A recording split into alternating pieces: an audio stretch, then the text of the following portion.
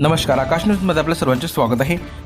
आमदार नाना पटोले यांच्या वाढदिवसानिमित्त लाखांदूर येथील ग्रामीण रुग्णालयात फळ वाटप, काँग्रेस कमिटीच्या वतीने सामाजिक उपक्रमाचे आयोजन।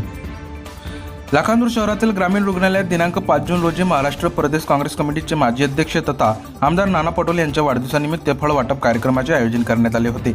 या सामाजिक उपक्रमाद्वारे रुग्णांना फळांचे वितरण करण्यात आले। या कार्यक्रमाला काँग्रेस पदाधिकारी तसेच आमदार नाना पटोले यांच्यावर प्रेम करणारे अनेक कार्यकर्ते मोठ्या संख्येने उपस्थित होते।